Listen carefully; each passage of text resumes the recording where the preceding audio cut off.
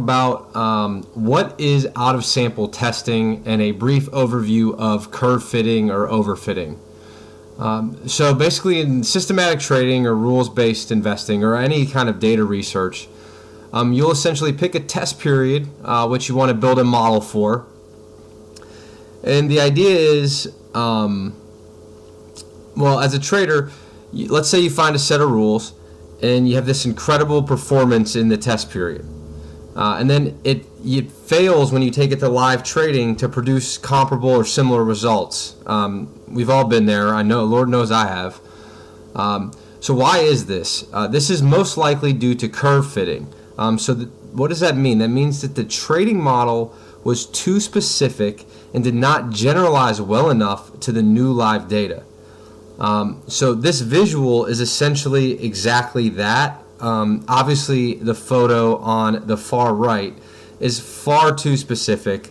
And when new data points come in, it's not going to make a milk dish over here to fit this cat.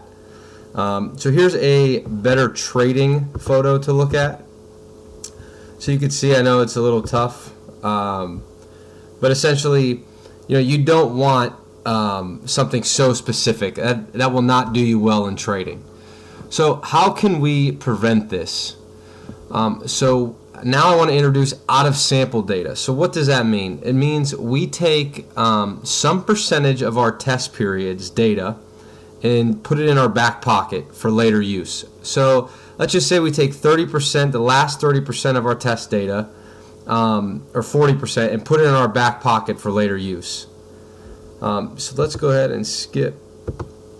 Okay, so this is the S&P 500 from 2004 to today, April 11th, 2017. So the red is the 40% of data that I want to designate as out-of-sample data.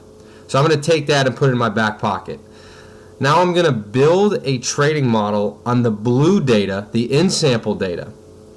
Now once I've found a trading model that I'm happy with its performance, I'm going to go ahead and test it on this red data.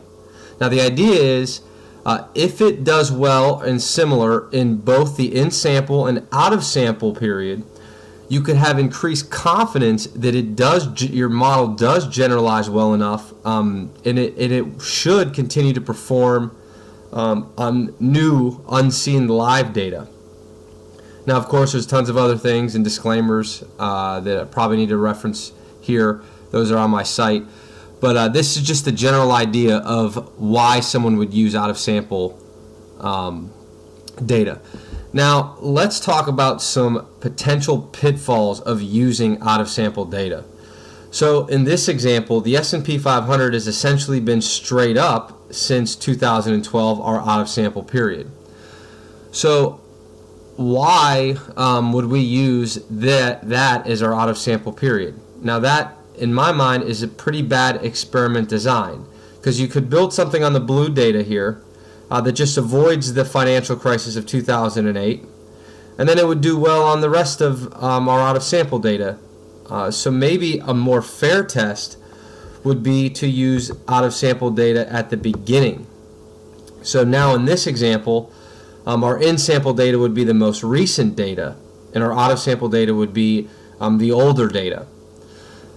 Now, there's a few reasons to do this. One is some traders have expressed to me that they like to train or build a model on the most recent data, so this blue data here, because it will be the most similar to the live data that they will experience into the future. And then they test on this older data. I think that's a valid approach, but I think the point I really want to make is this is where the human still plays a pivotal role in the automated trading process. Good science is often attributable to good experimental design.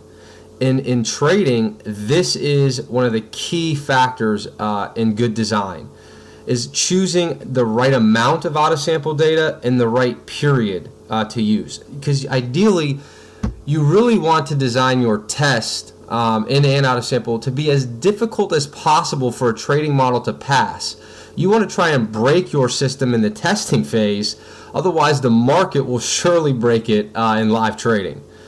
So it's really important to be conscious of what you choose as your in and out of sample data. So here's a pretty bad example. Obviously, if you build a trading model that does well in the blue data, it has very little data to pass. And the out of sample data in this picture is pretty straight up too. So very easy to pass. Not a good experimental design. And likewise, here's another photo of the S&P that ended in 2015 or so.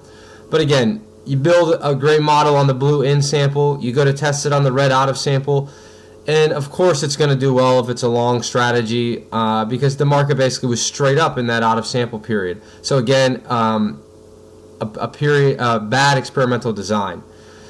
So all in all, it's very important to design trading system tests with this in the front of your mind. Build a tough test to pass, and you will have better trading systems. And again, just a quick pitch, Build Alpha allows you to have full control over the out of sample period, the number of trades you take in the in and out of sample period, and the location of the out of sample period in your test.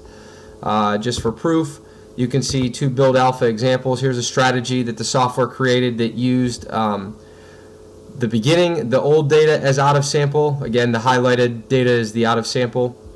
And here's another strategy it built, this time obviously using the most recent data as the out of sample data. But all in all, the human still adds value to the automated trading process by setting up proper tests. All right, thanks guys.